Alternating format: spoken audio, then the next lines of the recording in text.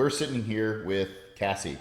She is the GM of our entire Houston market. All of the salespeople, all of the canvassers and appointment setters, the canvassing managers. She is in charge of everything. And you are handling a lot of responsibility on your plate, more than you were 6 months ago even. And I think that from the very first time we sat down and even discussed this job, which is a pretty cool story, basically just sitting at a Starbucks and hadn't talked in probably, 10 years maybe? We can get into that. But from that conversation till now, a lot has gone on, a lot of things have been achieved, but the big thing that I want to highlight is a lot of battles have been fought between then and now. A lot of battles on a personal level, on a professional level. And it's battles that you have fought some alone and we've fought with you. Back when that market in Houston was really first starting, Houston was not the first market that Trophy Exterior started in.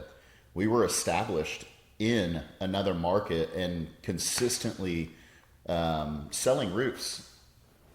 And then we decided to tap into Houston because that's kind of where I started roofing. I know the market very well, and I know its needs, and I know what we can provide that market. And we hired Cassey, and how many employees were there when you started? Yeah, it was around. One guy showed up the same day I did, but not the next day. So a big fat zero. So she was the only person we had selling in Houston. And what it was is Jacob, our current VP, and I were commuting he lives in Navasota, and I lived in College Station, commuting to Houston to work one-on-one with Cassey. And it was a battle in the beginning to get to where we are today. And those battles have kind of shaped the market we have now, and I'm very proud and happy of it. But talk about that, I guess, the beginning when it was just Jacob and I coming to work for you. What was going through your head? Am I going to make this work? Holy shit, this is hard. yeah, it was pretty intimidating. I think when we first sat down, the biggest thing that was holding me back was definitely myself and not having any experience whatsoever when it came to the industry that we're in. You came in, and just so everybody listening knows, you've had sales experience, though. Mm-hmm. You came from furniture sales, like high-end furniture sales and interior design. And did you do car sales, or were you service department managing? Service department. Okay. Yeah, which is still You're still some selling. sort of selling, yes, but it was more of managing a team of people and making sure we had our quotas for every month. But so sales was not a foreign concept to you, but roofing, construction, and all of that was a foreign concept to you. And I'll highlight, and I don't want to interrupt you, but the type of person you are is you want to know everything about every detail before you ever dip your toe in the water. You're like, is that salt water or chlorine water? Yep. Is it warm? Is it cold? How warm? How cold? How deep is the pool? What are these steps made out of in the pool? Who's watching me? I mean, everything. From the materials, how they're installed, what if a homeowner says this? You are really, really good at coming up with what would be a one-off scenario and asking about it. You're incredible at it. It's a great skill. Thanks. Yeah. Some things you got to know. You just got to be prepared for them. Same way with a woman. She throws everything in her purse that she absolutely does not need, but she'll never know when she'll need something from it. So I just got to know all the information to have in my back pocket in case I get asked by that one person. Okay. We covered a lot of bases. Yeah. But I do realize that now it was just a whole bunch of things that was really stemming from fear and looking like I don't have this experience that I know I don't have, but I did not want other people to know that I wasn't this person or expert in something at first. I guess you could call it like an imposter syndrome. Yeah, like you're definitely. Going to sell and you're like, okay, shit, I'm going to sell someone something that I have had zero experience selling. So you'd never done door-to-door before, and that was a new foreign concept to you, which I assume was pretty tough. And the in-home sale was not necessarily new to you, I guess. for your furniture interior design, like you were still going into homes, right? Yeah, which actually it's crazy to think about that because I don't think I ever have before. I was going in homeowners' houses, getting a lay of the land and what can fit inside of it. But the selling portion of that happened at the office. But I still had to build relationships and make myself comfortable in a home. What was your timeline from when you came in, learning to knock doors, learning how to sell these roofs? I mean, talk about that timeline from when you started to when you were successful. In the grand scheme of things, it really wasn't that long, but I feel like you came in and had a little bit of struggle and some hurdles to overcome as a result of your personality type, needing to know a lot before you feel comfortable doing something. And people who listen to this are something you're able to listen and say, I'm that type of person. I'm the opposite of that. It's like, okay, cool. Someone else has done it. Let me figure it out. Like, I'll follow my face. We'll figure this out as we go. And I fully understand there's two types of people in that realm. It's like the ones that want to know everything, the ones that just say, oh, it's possible. Let me figure it out. And that's okay. But coming into it, the people who are going to be successful quicker are the personality type of, hey, you give me the recipe, you tell me what I need to do, I'll go figure it out. And then you have a large group of people like you who I've seen come into this industry at other companies and in other opportunities and not be able to make this work because that big mental hang up. And I think in this industry, you do need to learn by trial by fire, I guess. Mm-hmm. You need to learn from getting the reps in. But there is a fine balance of learning by getting the reps in, but also acquiring the knowledge needed to have successful reps. So why don't you talk about that? Because that's a real struggle that a lot of people can probably relate to.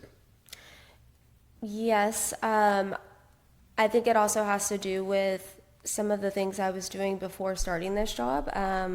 The furniture industry, I was in that for a very short amount of time. I went into doing that with so much confidence in myself. If I can work at a car dealership or multiple where I'm just surrounded by men all day, and I knew that it was the hardest job in the dealership, and I've done it for so long, and at a certain point I was like, okay, I'm so good at this. So going into the furniture industry, I didn't have any really doubt in myself. I was like, nothing's going to be more difficult than what I've already done. I don't feel like that's the mindset you came in with here. No, absolutely not. And I think it's because the environment. When I was in the automotive industry, I was surrounded by a lot of people who had this experience and had been doing it for 10, 15, or 20 years. And everyone's new when they start something most of the time, so I went into it without any experience also. And everyone in there really had a target on my back of this person's not going to be successful doing this because of my personality type.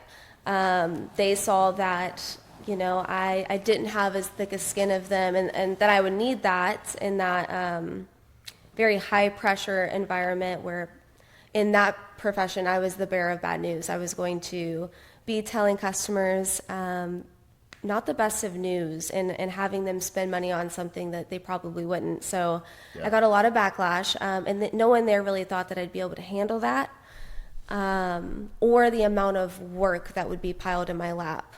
So there was a lot of people who did not think that I can do it, and a majority of those people were men, which I can understand. But at the time, I think I was a lot younger version of myself, and I thought that, fuck these guys. I really fed off of not being believed in.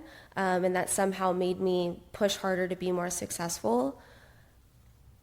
When you started here, we believed in you more than you believed in yourself.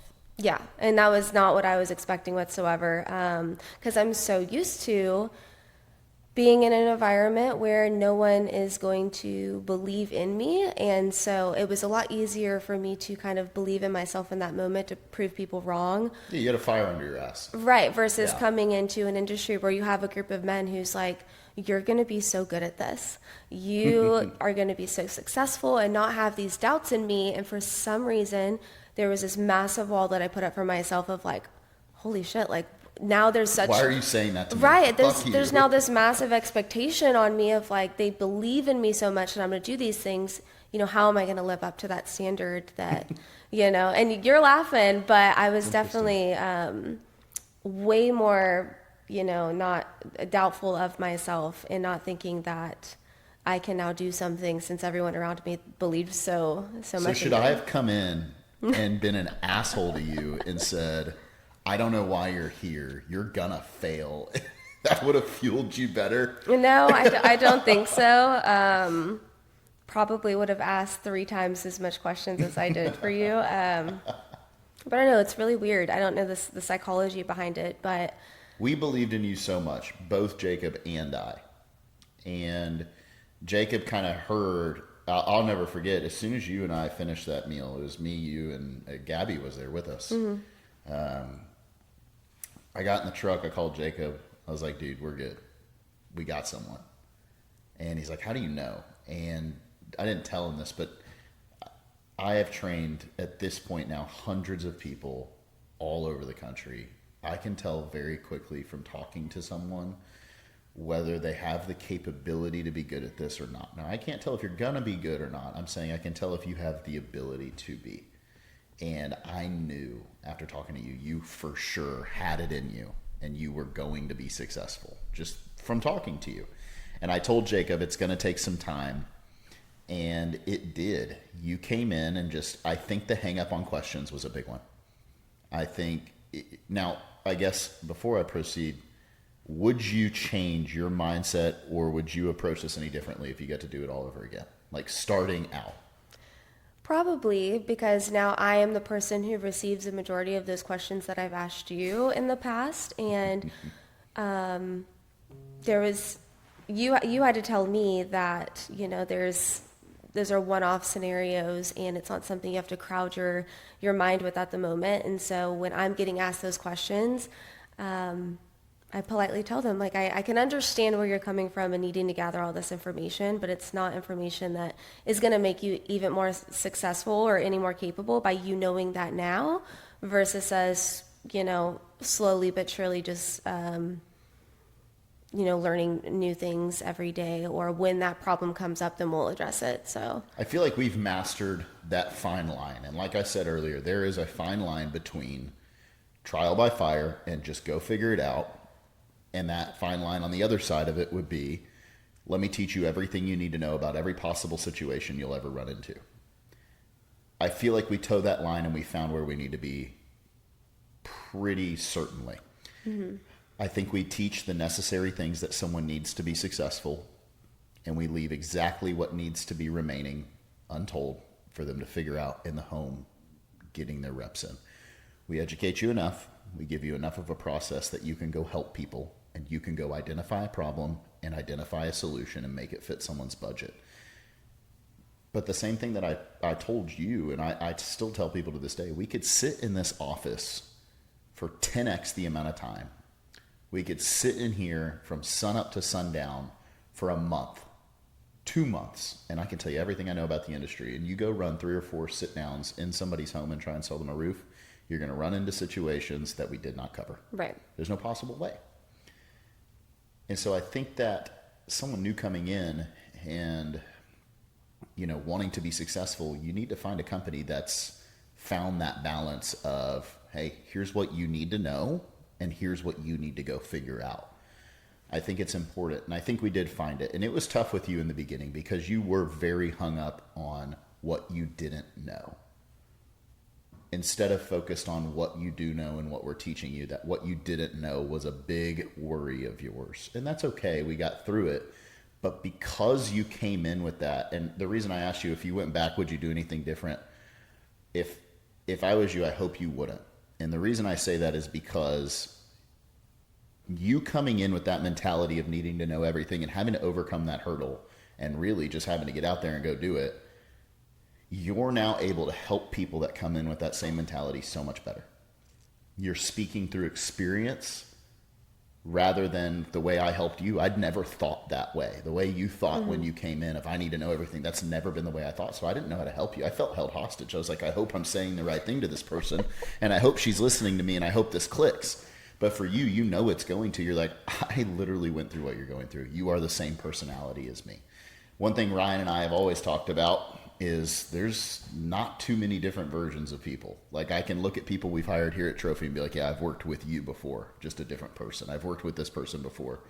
And you're someone, that personality trait you have is one I've dealt with before, but I think that it was good practice dealing with it with you, but you now have a real life scenario and real life experience that you get to utilize to teach others. Our ability to lead is our ability to take our past experiences and relay them and coach other people through them because we've already gone through them. And to communicate that to new people is a huge, huge asset to the company and huge asset to them. So I think it was good you went through that. But when you came in, there was a point in time that Jacob and I think it was, he came to work out with me. That was when I was prepping for a bodybuilding show. He came to work out with me one morning in Houston, and we were going to meet with you. And before we met with you, we went to a Starbucks and sat down, and I could just see it on him. He was wearing the stress. It was just another day. Cassey didn't sign a deal. Another day, the day before that, it just wasn't a great day. And it's like, I don't know, 7 or 8 a.m. We've just finished our workout, sitting down at Starbucks. I'm like, dude, you going to be able to figure it out? And he goes, to be honest with you, I don't know. Mm-hmm. And he was just stressed. And at that point, I kind of talked to him and told him, you are trying to hold Cassey so tight. You are trying to hold her hostage, make sure she stays. You're scared to lose Cassey because she's not having the quick success that you want. And at that point, it may have been 20, 30 days that you have just been actively working and not seen the result you wanted to see yet, whatever it was. And he was so worked up because he felt personally responsible for your success, which he kind of is and was. And I told him, I said, she's either going to figure it out or she's not. Stop holding her hostage. Let her go. And that moment forward, I think, is when he made a mindset shift. Let go. Stop feeling all this anxiety of like, I have to make it work for her. What I told him is I said, you've taught her everything she needs to know. Time is going to heal and time is going to give us what we need. And I think shortly after that, it kind of did. Yeah. I think that it's difficult for people to just to be okay with not having all of the questions answered. There's a certain level of humility that you have when being able to say, hey, I don't know how to do this, or I need to call someone and ask for help. Yeah. And I know that Jacob put so much time and energy into me that I felt like there was always something new that I needed to ask him. So I've also witnessed that sort of transition for when he would ask me, do you have any questions today? Do we need to go over anything? And then that kind of stopped, and it was like, we'll answer that later for you. Just go in there and see what you can, turn out of it. So I also saw that sort of transition in him, which kind of worried me a little bit. And I'm like, okay, well, great. Now I know myself, I'm probably not performing at the speed of which they expected me to. So there was a time where I was nervous that I was also, I know that Jacob's job was to get me up and rolling, and I wasn't doing that. So I had this guilt of I'm making, Jacob look bad because, I'm not, if I'm being completely honest, and, and even now, like you care about Jacob so much. Oh yeah. You and Austin both do. Well, I have so much respect for him, like especially him coming from a certain industry that I did. He's aware of the management and feeling like you're just a number and it's just a rotating doors of employees, because we're always told like the next person who comes in after you could be twice as better than you. So the car industry. Right. And so it was shocking to come into this knowing that now my superior, the person I'm going to seek help from and help, try to run this market, that he was from that environment, and he came out to being an entirely 360 person than what I really expected from a leadership standpoint. Good. And I was so grateful that once you're in that environment for so long, you kind of change who you are. There would be new people who would join our dealership, and I would always think when they came in, like, wow, this person is so nice. Yeah. You know, they reminded me of me and who I was when they came in there. And I had always thought, like, I hope this place doesn't change that person. Oh, that's sad. Yeah, because it really did. Like, your mental health would completely change who you are. I would leave work and just want to run everyone over in the parking lot. And we can cut that part out. Jeez. Someone from there is going to hear this and be like, damn. That's okay. I'm sure they still feel that way. But it was really refreshing when, you know, Jacob was not that same type of management that he very well could have been when coming into this and taking traits from that and bringing it into this. But instead he was like, I'm not going to be that person. I know what it feels like. He even reminded me on multiple occasions of not allowing my past experiences to cloud my judgment for you, because he said he always had felt like he was waiting for the ball to drop, essentially. And I think I went to him with that same worry of, I'm just waiting for the ball to drop. You guys are always so uplifting and encouraging and telling me that, you know, I'm doing a great job. And I always felt like, okay, I'm going to sooner or later do something that's going to change that perspective for them completely. So I would go to Jacob with that concern, because I obviously wasn't doing well at the time. And Jacob, I can't remember how the conversation went, but it was a conversation you and him had where you told Jacob, it's not fair to me that you're going, like, that you think I'm going to be the same, you know, person as who your last boss was. Yeah. And that was really eye-opening for me, because it was completely right. Like, it isn't fair for me to, you know, feel these ways and these feelings because you're not that same person that I was once used to working for. So, well, thank you.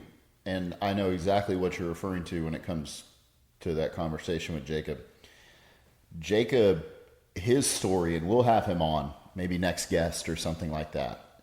I'm excited to have him on. His story is really, really cool. And it's a story of getting burned from his past company. And it was a dealership.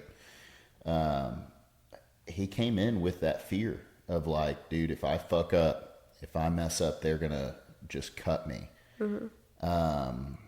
And the thing is this is a business that's scaling really rapidly. And in the process of that, everybody's going to make mistakes. As long as core values are not, I guess, violated. I guess core values aren't violated or just completely gone against. Just a lack of accountability, a lack of professionalism. Like, if we're just trying to do our job and we end up making the wrong call, no one's in trouble. We all make mistakes. I've made mistakes, right? I battle my mistakes every single day in this company, trying to, you know, grow, scale, make the right decisions. And I can look back and say I've made some of the wrong ones. And you know what? If you make a wrong decision, it's not fair if I just let you go or have animosity for you towards that. We're growing and scaling, and there are growing pains that come with that. And my mindset towards it is, as soon as we put you in that leadership role, I mean, we knew that that was a position we were going to put you in, I mean, out the gate. But as soon as we put you in that leadership role, that's when in my head, it's like, she's the right person for the job. Everything we run into from here on is just a consequence of that. It's not an issue. We're going to deal with it, and we're going to work through it, and we're going to grow and get better. And same with Preston Todd. He is the right person for the job. Whatever problems we run into between now and forever, they're there, and they're okay. His job's not at risk. Now, if he shows up to work late, just completely stops doing anything, completely just does not uphold our core values, and he changes kind of who he is, yeah, we're going to have a conversation, and that job is now up for grabs, and we're going to make a shift. But same with you. It's like, you're not changing who you are. You're showing up to work. You're trying. You're putting effort in. You're the right person for the job. We're not making an adjustment there. And I don't want that to ever be a fear, but you guys that did come, a lot of people in our company, a lot of people at Trophy are from the car industry. Mm-hmm. And I can see that there are a lot of just scars from that industry. And I can see it, the fear. I mean, I called Kevin, who's in the car industry. I'm sure we'll have him on at some point. And it was a day that he was off, Monday. No one works Mondays here. And Kevin, there was overflow appointments, and Preston Todd said, hey, do you want this appointment? And Kevin, said, yeah, let me take the appointment. I'd love to have it. Well, I called Kevin individually and said, hey, man, this is your day off. I want to let you know that you have zero obligation to run this appointment. We will reschedule the appointment. I want to let you know that if this does not fit your schedule or you're sacrificing time with your family, do not run this appointment. And I mean, you should have heard what he said to me after that. He's like, I've never heard that in my entire life. Right. Like, holy shit. And in my head, I'm thinking to myself, like, what do you mean? Like, this is your day off. It's just common sense to me. And he's just blown away. And so you guys from the car industry, and I guess it's just across the board, it's sad. It really is. It's sad seeing it come in, but I'm glad that a lot of you guys are, doing better. Now, after your success really started to kick, I guess that's false. Even before your success really started to kick off, we had a Topgolf event. Yeah. And was that in Houston or was it in College Station? It was in College Station. Okay. Mm-hmm. And you brought your husband. And that was the first time I ever met your husband, Austin. Why are you laughing so hard? What is so funny? Because he's goofy. He's so goofy. He's on the phone last night. He's in the background talking over you. Oh, man. You're like, dude, I'm going to fire you if you don't stop. He's got the craziest personality, but... We were on the phone last night, and I hear her husband in the background, and Cassey literally told him, you're fired if you don't stop. I just thought it was really funny. But that was the first time I met your husband, and he was, just like you said, goofy, fun to be around, just all around a great person to be there at Topgolf. I'm so glad you brought him. But if I remember correctly, and this was a while ago, you weren't really, generating, the income you're making now. You weren't really having the success you're having now as far as a growing team, your own sales, whatever it is. It was still in the beginning stages. I think so. I maybe had one deal. Okay. That's oh, shit. Maybe. That's a hard maybe. And I remember he came to us and was like, man, this seems so legit. Like, she's so happy now. Like, he was just talking about how happy he is. And in the back of my head, I'm thinking, is this guy nuts? She hasn't done anything yet. Yeah. Like, it hasn't happened yet. What is he so excited about? And I never knew. And I guess it's just, from the industry he came from. Well, come to find out, he is at, I think he was making a little over 6 figures a year, was he not? Yes. Making over 6 figures a year, doing something he is very passionate about and very good at. I'm looking at one of the trees he put in our yard right now. Looks great. Yeah, we've got a couple. They're actually looking really good. I want him to come over and see them. But something he was super passionate about, and he was like, looking at your happiness and looking at you and going, fuck this, I want to go. Like, I want to try it. And then he slowly joined after. What was that kind of like in y'all's house? Well, we've worked together in the past before, but not necessarily so side by side. When he was working for the dealership, he was in sales and I was in service. Yeah. So the separate department, but for the same company.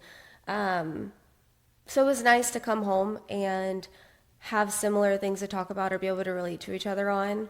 It's a little different of a dynamic now. We do a lot throughout our day to where, and we're so close to the point where I don't have to really explain to him a situation that happened because he knows. Probably already knows about it already. So we come home and we still talk about work all the time, but mostly on like how can we improve our team, because he really wanted to be a part of Trophy also because he saw that there was so much room for growth, and that was something that was never an option for him with his last company. So that was the biggest shift for him. Right. Was career advancement wasn't as large as it is here. Yeah, not that's at all. why he made the shift. Okay. Career advancement, the amount of money that you're able to make, there was no really cap on that, and he's got such big goals for himself. He has huge goals. Yes, and he knew that no matter how much he liked his place of work then and how passionate about it that he was, he could still go back to that place or plant trees for families and still find some sort of joy that he had once before, but now he has the opportunity to find the financial freedom that he needs to be able to accomplish those goals, and that became more important to him than really just showing up to work and being comfortable. Gracie and I have worked together for many years now. And there has been, hard times, good times. Ultimately, I wouldn't trade it for the world. The amount of just my proximity to my wife on a daily basis is just so much more than what other couples get to spend with each other. People are like, how is that healthy? You're right. Yeah. All y'all do is talk about work. But I tell you, we have a lot of husband and wife teams at Trophy. Mm-hmm. And we just had another one. 18 and 19, they're married. They got hired this week. Really? In College Station, yeah. Wow, that's It's awesome. super cool to see. And young. I'm excited to see what they do. The husband and wife teams always do good. But my question to you is, you said you've never worked in this close a proximity to your husband. Has this been something that's been trying on the marriage? Or is it something you guys are learning to navigate or navigating well naturally? I'm interested in that. It's a little bit of both. There's days where, we're navigating everything pretty smoothly and there's not any kind of discussion to be had on, I guess it's always more of like a dominance thing. Mm-hmm. Especially if we have a group of people and he's in charge of the canvassers and I'm in charge of the sales representatives, that I try to be respectful on allowing him to take care of what he needs to with them, even though I'm in still the position that I'm able to correct something or whatever. I know that I have full confidence in him in a similar way that you guys had for me, and that's not from like a being biased or anything, just from his experience and being able to have people listen to him. Yeah, you're his boss, just so everybody knows. Yeah, so I will have to really at times step back from certain situations and be like, I cannot act like the wife at work. Yep. I have to speak to him differently than what would just come naturally, especially when we're around other people on our team. I can't respond to him the same way that I would someone else asking me that question. So there's a lot of times where I have to evaluate the situation and not speak too quickly before I think about it, and still keep that professional conversation in the office. Now we're in the car together, I'll just smack him a little bit, but I'm just kidding. But if we're in a crowd of people or with our employees, then it's, I'd have to remind myself I'm his boss at work and I'll be his wife at home. So it's interesting, but I think that God's put us in that situation for a reason. I think it is going to, at the end of the day, it is making our marriage stronger. And I don't think anything that we do after this or in the future is going to, really tear us apart if we're able to work together, in me be a boss and a wife and him being someone I work with. It's a unique dynamic. It is. It's really unique. And it's always going to be tough to toe that line. You got to be mindful. Like I'll come home and I'm like, okay, shit, I haven't talked to Gracie about anything but work. Right. This has all been strictly logistical. Like we need to get back to a marriage. Right. Let's make an adjustment here. It's a tough balance. And I will say, y'all's proximity to God has, I feel like, in my opinion, it looks like it's grown. Yeah. And I think that's so cool to see. And that's going to be just basically y'all's center. Like whenever anything is off, like that's where you're going to find that peace. And that's for Gracie and I, a big thing for us. Now, moving forward, something that you came in with that I really admired is your ability to proceed without the need of instant gratification. You did not come out of the gate swinging. Now, we've had numerous people, whether it's a dozen or whatever it is, come out of the gate week 1, week 2 into sales, inking up deals. And they're coming in and their situation is a little bit different than when you started. You started more on the ground floor of a market and starting stuff. So what does that mean? People that come in now, they get a base pay. If they don't produce, they get, a little comfortable. They got their gas money. They got their food money. They got their, I just bought myself another week money. Mm-hmm. They've got designated people paid to training them. You had me. I don't know how you ever made it. You've got now so much more support, so much more consistent money coming in through, a safety net in the company. You came in, there was no safety net, there was no base pay, there was no one really training you except people who were responsible for operating the company. You were just, if anyone's ever been thrown to the wolves, it is you. and it took you time to gain traction. You spun your wheels for a while. And it's a result of that. If you came in and there was a support in the beginning that everyone gets now, I think you would have had a little bit of a different start, but it just wasn't the time that the company was in. So with that, you stuck with it, and it just seems like it didn't really sway you. Like your ship, even though the waters were rough, was steady a lot of the time. And I admire that and I respect that. And I think that that's a very necessary thing that people need to have coming into an industry that they know nothing about and that is perceived as a risk, is understanding things are going to be tough. Why don't you talk about how you kind of stayed steady throughout some of the hardships that came in the beginning? Yeah, if I did not have the faith that I have now, I don't know how I would have done it either. There was I don't sugarcoat anything. There was multiple days where I am walking back to my vehicle saying, what the hell did I get myself into?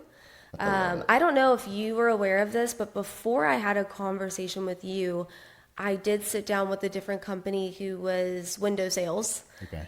Which was door to door. And I had already came out of my last profession saying, I want to experience something brand new, something I've never done before. So I went on Indeed, and the first people that called me was a window sales company.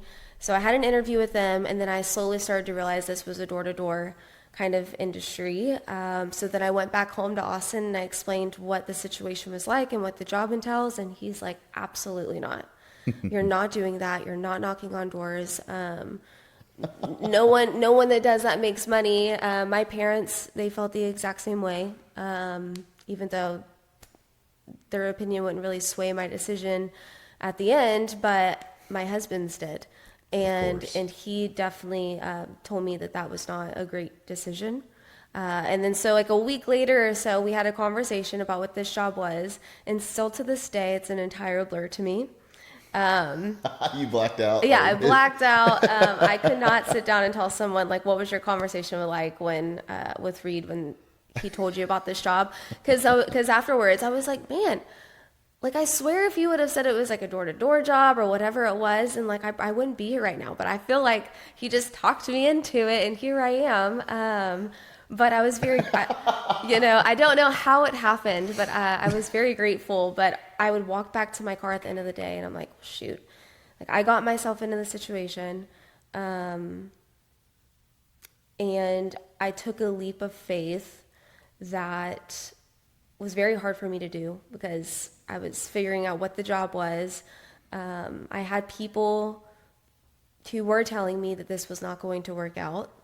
I think it was really you and Grace that sparked or made that decision for me a lot easier. And in speaking with Jacob and all of those things and I won't lie, like him showing me his pay stub definitely did a lot of. What was that amount? Shoot, it was like, I think $49,000 or something for just 1 month. Yeah. The month prior to me starting. And I've never been someone who's like, I need to see people's pay stubs before I start this business. And I was a little worried at first. So and that was one of the first moments where I was like, okay, well, if he can do it, then I can definitely do it. That mentality is so important. If he can do it, why can I not? That is such a valuable thing. And I think people need to have that mentality. Anyone coming into Trophy, anyone joining a company that's having people be successful like that, you have to have the confidence and really just balls to look around and say, if that motherfucker can do it, what do they have that I don't have? Why can I not go do this? Yeah. I think that is something that people need to have more of. I think that's really cool. One thing you said that's really, really admirable is how you still made the jump, even though you had a lot of your support system telling you, do not make this jump. Right. And I think a lot of people experience that. I wouldn't say that I necessarily had a support system or parents that said not to do this. I would say it's more along the lines of this went against the grain of what everyone I've ever seen did. Mm-hmm. And it was a little bit of a tough jump. And I just had the mentality of, I'll figure it the fuck out. I don't really care. But for you to have a support system that's telling you no one makes money doing that, this is not going to work. That is not for you. All of those things that you mentioned, you heard, that is extraordinarily difficult to overcome. And I feel like one of the number one things that makes this job tough. This job is tough mentally, but one of the number one things that makes it tougher is when you have a spouse or a support system, boyfriend, girlfriend, whatever it is, that is in your ear saying, why are you doing that? Why are you working so hard? Yeah. Why are you knocking on doors? Why are you doing this? Why are you working so hard for this company? Why are you this? If that's in your ear, your ability to be successful at anything you're doing, it just starts to shrink. Right. It is not good. It is not healthy. And getting that out of your life is so important, but it's sometimes hard. How are you able to tune that out and just basically say, fuck it, I'm going to figure it out? Like what you've never taken a huge leap like this. No. And what got into you? Again, it was that same situation where people didn't believe in me. So I had to believe in myself to make it work, because I've always felt like, I haven't had a lot of accomplishments that most parents or spouses would be proud of. I don't have a lot going for myself, or not a lot of things. I don't have this big old, fancy house or this nice car, or I didn't graduate school. And there's just so many disappointments, disappointing moments, like for my family and everything, and not a lot of things to be proud of. So I think the only time where I've been able to make myself feel good and proud about myself is how hard I work. When I was working for the car dealership, my dad also came from the automotive industry. Okay. And so he kind of understood the difficulty level of what the job that I was doing was. So when I was successful at it, that's when, I felt like they were most proud of me. I'm making this money. I'm working. You were making good money doing it. I was making great money, but and still working 12 to 14 hours, 6 days a week.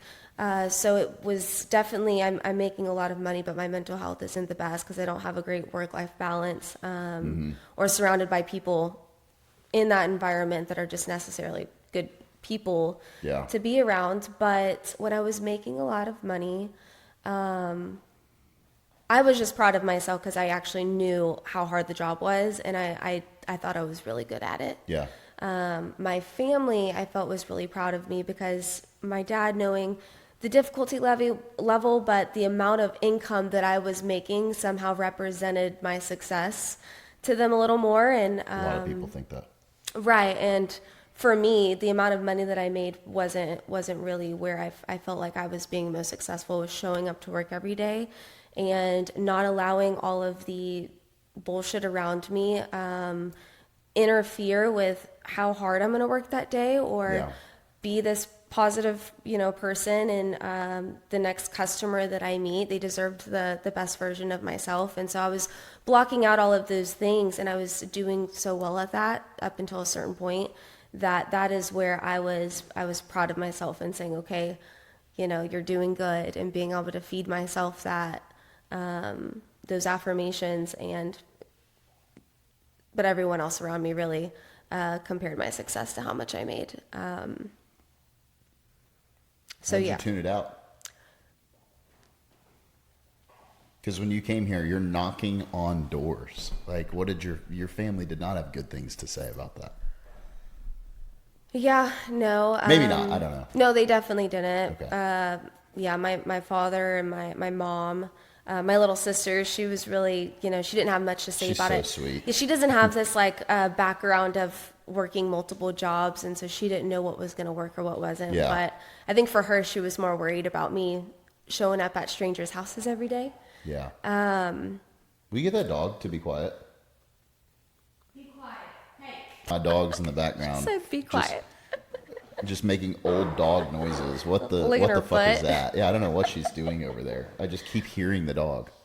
No, I don't think it was easy for me to tone it out. I think that I was just so scared to start over. Man, I was so tired of not just sticking with something and making it work. I will be honest, I let a a lot of people get into my ear in the past to where it stopped me from being great at something, or like being in the dealership again. I'm sorry that I keep talking about it, but That's fine. the people around you, like once you still hear the negative things that they could tell you every day of just like, you're not going to last until next week or whatever, it starts to get at you. Like the more and more that you hear just negative things around you, it does start to get to you a little bit. And I was with that company for at least 6 or 7 years. And so I was like, I'm not going to let just all the talk behind me ruin the last 6 or 7 years of me being here. And I became very loyal once I was with a company for a certain amount of time. So Yeah. leaving that, I told myself, like, I don't just want to bounce around to the next 5 jobs, or I don't want to allow someone else's opinions about me, or them perceiving me as someone who's not going to show up and work hard or be able to handle this, that affect me staying here for as long as I choose to be. So me toning it out, I don't think I necessarily did a great job at doing that. Yeah. But I knew that I did not want to start over again. I felt like you're never going to get that in between of having a good leadership or good management and having a good paycheck. I always thought it was going to be one or the other. Or at least those are the situations that I was always in. It's crazy what can happen when you actually uplift your people. No, absolutely. It's wild that, even other people that have worked here, that have worked from the same industry, I'll leave it kind of anonymous out of respect for everybody, but they're saying, their old bosses used to raise their voice at them. Like, I can't think of anything you would ever do to make me yell at you. I don't think I've raised my voice at anyone that worked here except my brother. He no longer works here. But, getting yelled at, being told, hey, if you don't make this work, we'll just easily replace you, whatever it is. It's like, I'll be 100% honest. If someone doesn't come in and get results, yeah, I'm going to fucking replace you. Right. But I'm going to uplift you and believe in you and support you and train you and provide you every piece of resources and opportunity you would ever need to be successful in the process. And if you don't want to take advantage of it, then get the fuck out. That's fine. Mm-hmm. But and you made that very clear when starting too. What do you mean?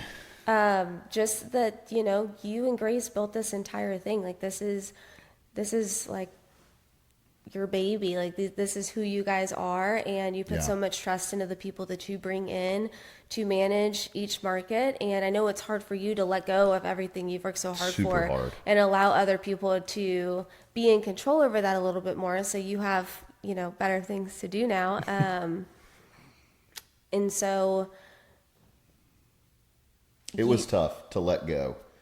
And a big thing that I hear that I really want to highlight is you saying, tuning it out and struggling, that outside noise that you talk about. My biggest piece of advice that I have shared and can share with anybody is taking any sort of risk. Your closest loved ones are going to give you usually adversity. And it's not because they don't believe in you. And I think that's what a lot of people perceive it as. They want to protect you. They Right. care about you. They're your closest loved ones.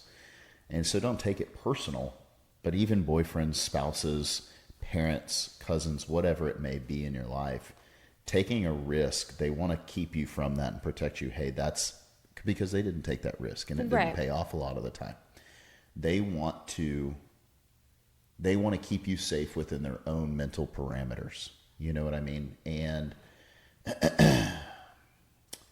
I'm going to tell you, doing anything worth doing, it is a risk. It takes above average commitment. It takes above average work ethic. It takes long hours. It takes sacrifice. And to have someone there supporting you through it is very important and valuable, but understand it's a lonely journey. And I think you've lived that. Your husband's always been there. And I will stand by this. He is an extremely supportive person, I feel like. Yeah. The whole time.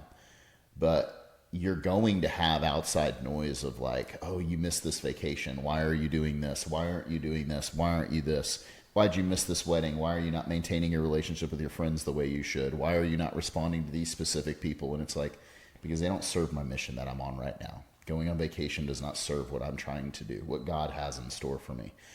That outside noise, you have to cut it out. It can be like a drug and you get addicted to it. And it's like, man, why am I putting in these long hours?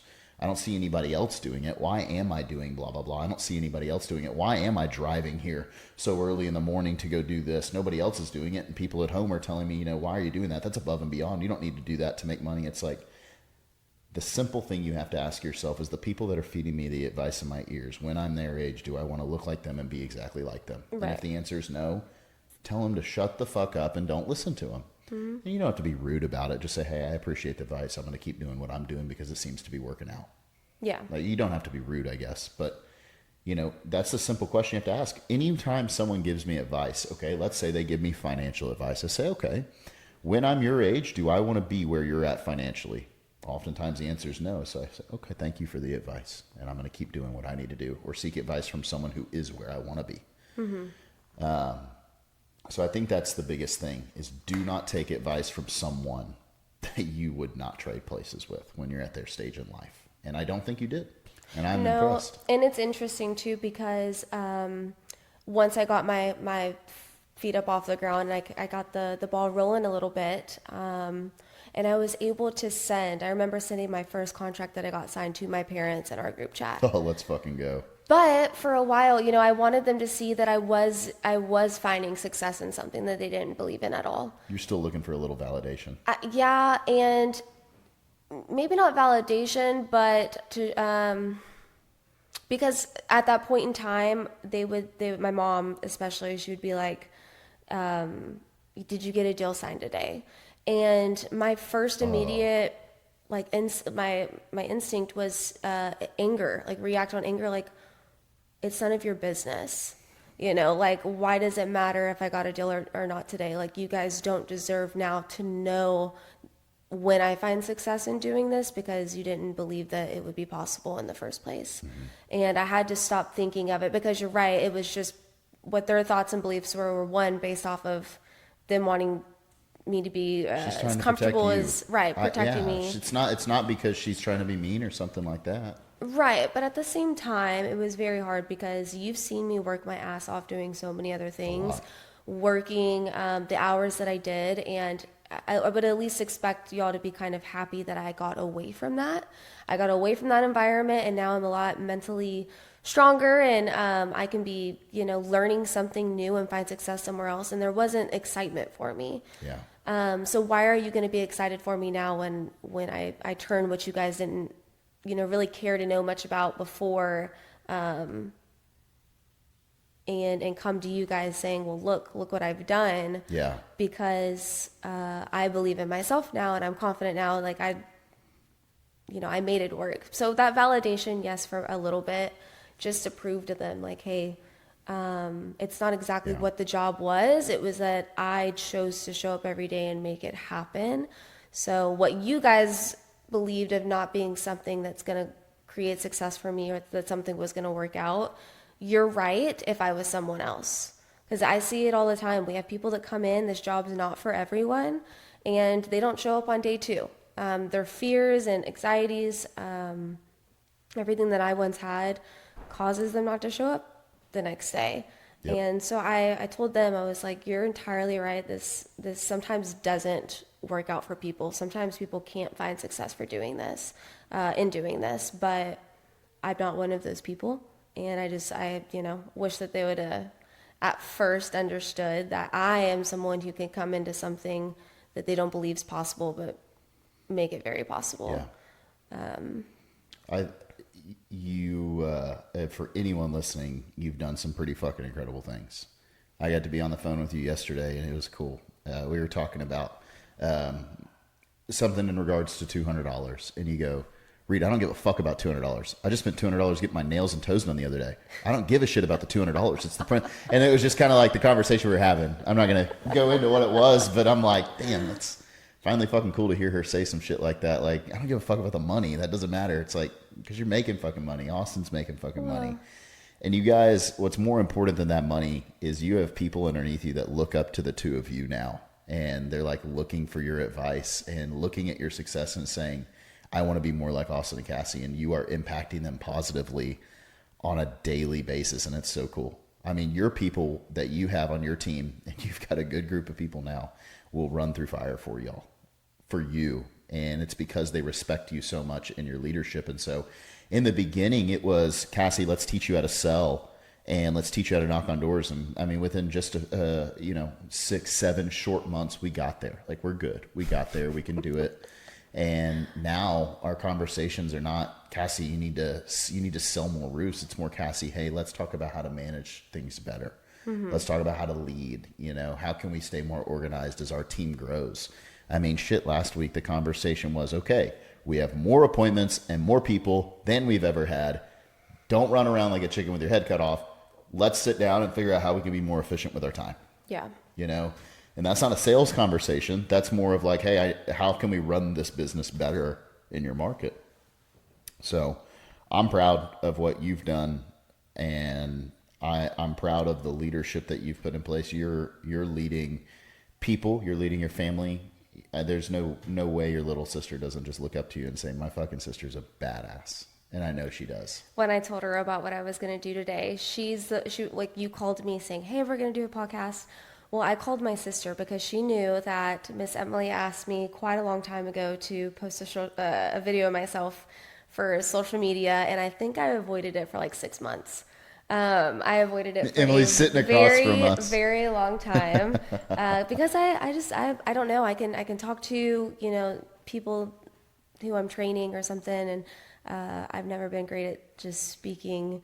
You speak in front of groups of people every day. It's weird. It's just the camera thing. Well, I call my sister and I'm like, oh my gosh, like, you'll never believe what, Reid's, telling me what, to do. And so, she goes, but, cause I told her, I told Reid, I'm not an interesting person.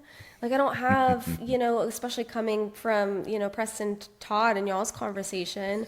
I think so highly of Preston Todd. I really do. And I'm so happy to see his life kind of transform, but it's the coolest thing. It really is. And, I just didn't see my story being any relatively close to his. And, she reminds me, she's like, but no, she's like, you have, became an entirely different person than what you used to be. Like, you used to get in so much trouble.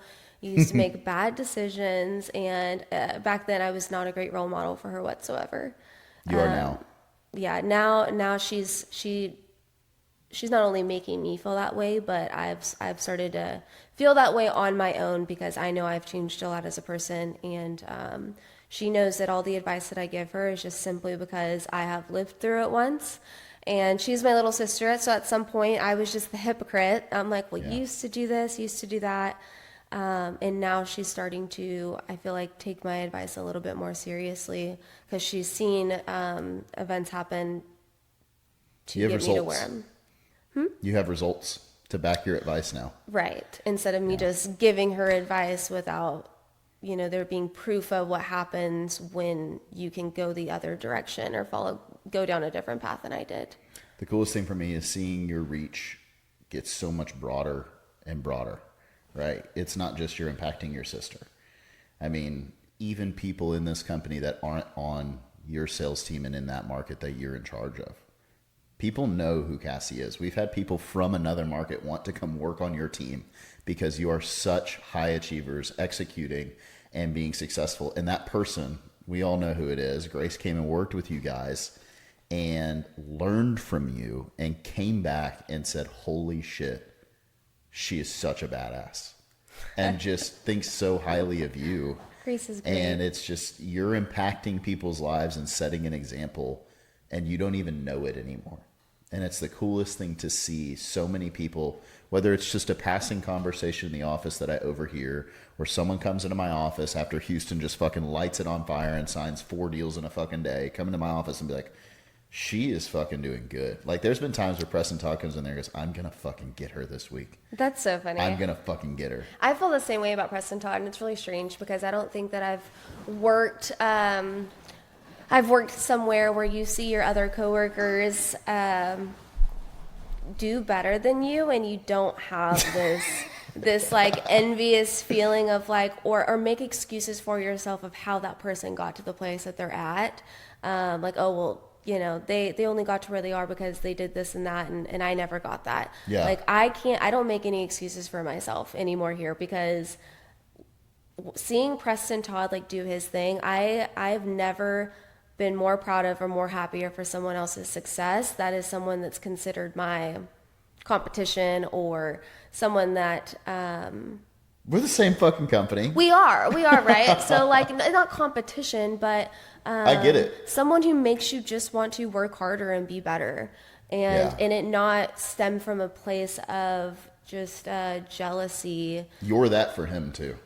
Yeah. And it's cool to see. It is really cool. It's definitely healthy competition, but it's not really any competition. It's just from person to person. I think we've both had to work very hard in our life. Yeah.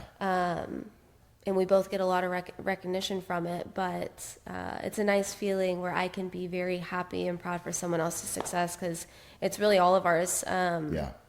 We believe in trophy a bunch, so I don't think any of us would be working as hard as we are now, not just for our own families and putting that money in our pockets to have the life that we want, but also because we want to see such great things happening for this company. Well, thank you. Yeah, in the past, I've never worked for a company because I'm like, oh, I want this, I want us to have 50 branches or 100 branches or whatever. It was going to work and working hard just to put money in my pocket, but never because I wanted better for the company, if that makes sense. I love it. That makes me happy. Well, I'm good. Cassey, thank you for coming on and talking to us and sharing your story.